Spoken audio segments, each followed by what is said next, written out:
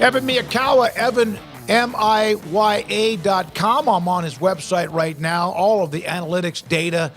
Fun to just dig into it, from offense and defensive rankings to kill shots and also much more. Evan with Paul Craig, I'm David Smoak. Evan, thanks for your time. It's been too long. It's that time of the year. We appreciate everything you do for us. So Houston in their first year in the Big 12, and you have them right now. Are they the best team in the country?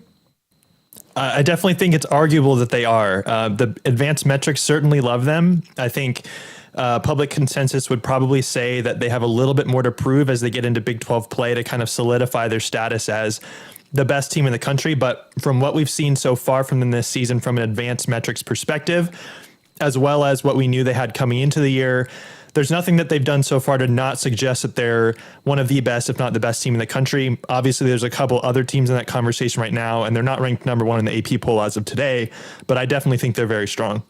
Yeah, Evan, their record is not going to probably be what it was, when they were in the American, but could they actually be better than they have been? And that includes a couple of Final Four runs in the last few years. Yes, I definitely think so. Their defense, once again, this year is incredible. And their offense, while it's never going to be as strong as their defense, is still very good. And I think one of the struggles that we've seen with a team like Houston or a team like Gonzaga coming from a weaker conference and getting a 1 seed or a 2 seed in previous years is that you just don't have as much late season tough contests that prepare you for the tournament. Houston's not going to have a problem with that this year. So I think it's very likely that they might even lose 5, 6, 7 Big 12 games and still be super strong come tournament time because they're battle tested and they'll be ready for really whatever's thrown at them in March Madness. Evan, Texas Tech on top of the conference standings right now, along with K-State, just the one loss in conference play. What jumps out to you when you look at the numbers and what you've seen from Grant McCasland in this first year so far? It's definitely been very promising. They're ranked top 30 in the nation right now, according to my team ratings. That's certainly a step above what we expected from them. And, obviously, as we know, playing in Lubbock is really hard for other teams to win there. They have a great home court advantage. But I think they took care of their non-conference in a way that put them in a good position to have a strong foundation. And now, obviously, top of the conference, they've surprised some people.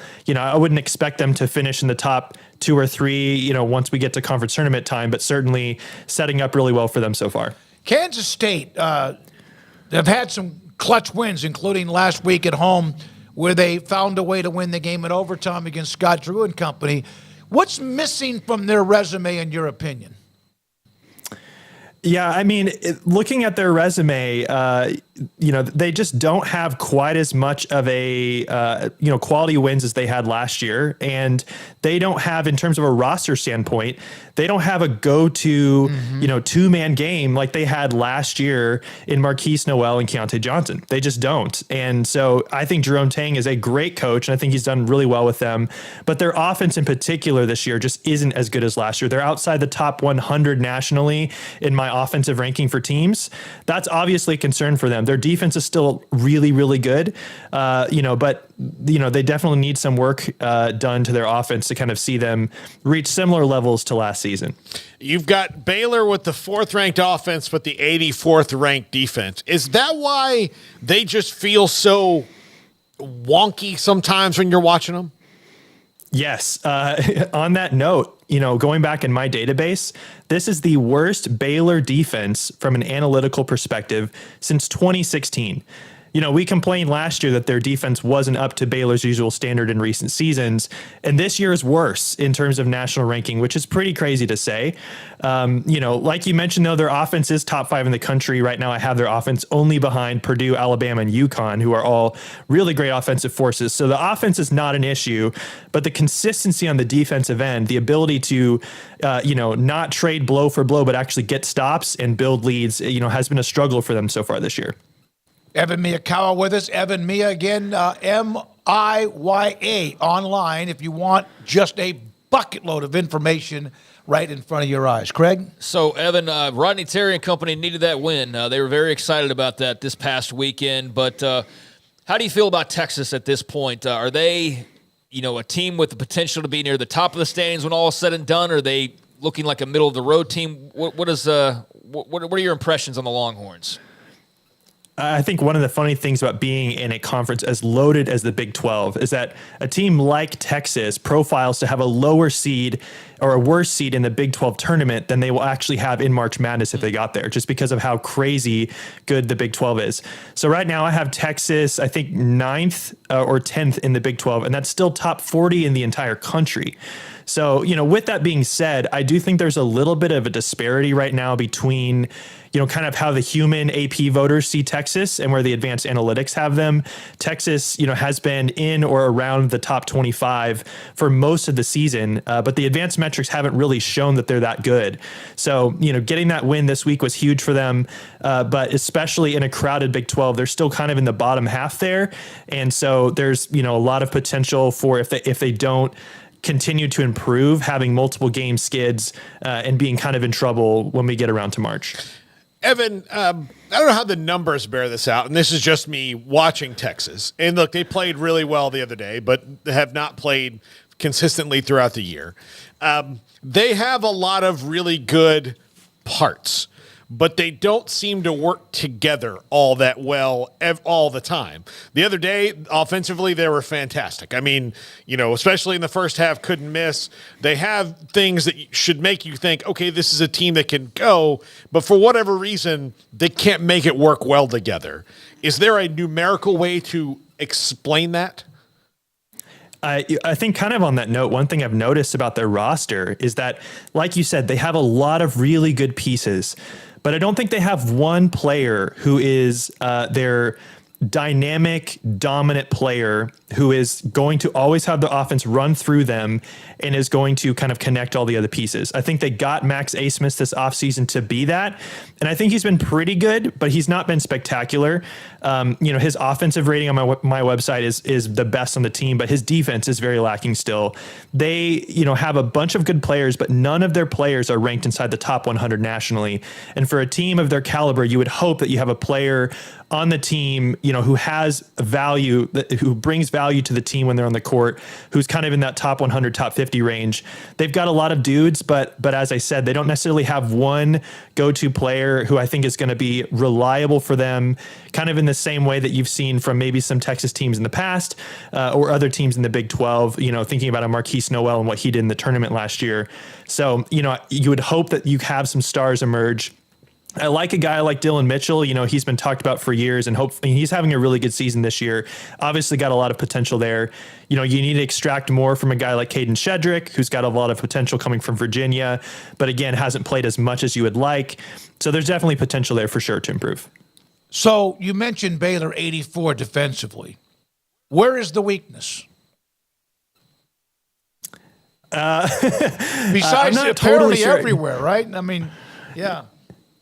Yeah, I don't necessarily know if you could point to, say, like one player or one scheme that they're doing differently. We know that Scott Drew can coach defense.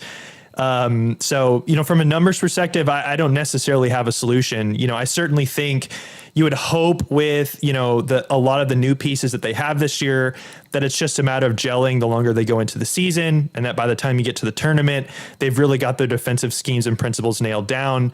I really like what I've seen from a guy like Jacoby Walter defensively. He can be on and off, but at his best, we've seen a ton of really good defensive intensity, which is something you don't typically say for a freshman. But when you get a guy like him and Yves Misi, really elite defensively, that can kind of lift the rest of the team up. So you hope to see more consistent performance from those two, because the veterans will just kind of come around them and hopefully make this defense better as a whole. Evan, nationally, with what UConn's doing, obviously Purdue with Edey, they're really good, but they've also been vulnerable and lost a game to Nebraska, who's an average team, maybe better than they've been in a long, long time. Who nationally, outside of the Big 12, is maybe flying under the radar? If I had to pick one team looking right now at my top 10, I might go with Tennessee. Tennessee teams, especially with Rick Barnes at the helm, have not typically been trusted come tournament time just because the track record isn't there. And they're typically a very defensive-minded team first, and that's, always gets good regular season results. But if you don't have an offense that can produce, how well are they going to do in the tournament? But with that said, I have them top 5 in the country, and they've been kind of there or thereabouts for a long time. I think it's really difficult to pick out who the elite teams are this year, partly because in a lot of these top conferences, winning on the road this year has been really hard. Every single good team has lost a game or 2 or 3 in conference play on the road. It's really, really hard to win on the road. So when you go on the road and win pretty much against anybody, that's not a given. And so I like a team like Tennessee because they're stifling defensively, and now they have an offensive weapon that they haven't had in previous years. And Dalton Connect, the transfer from Northern Colorado, he's been awesome. He's been a big shot maker. So I really like him. I think he's a star and definitely gives them a different dimension offensively than they've had in the past. Evan, tell everybody how you crunched the numbers and kind of how you started this and where they can find you. I've given your website, evanmiya.com. Well, as you know, I watch every single game every night and put all the numbers in a spreadsheet. It takes me about 8 or 9 hours. I don't sleep at all.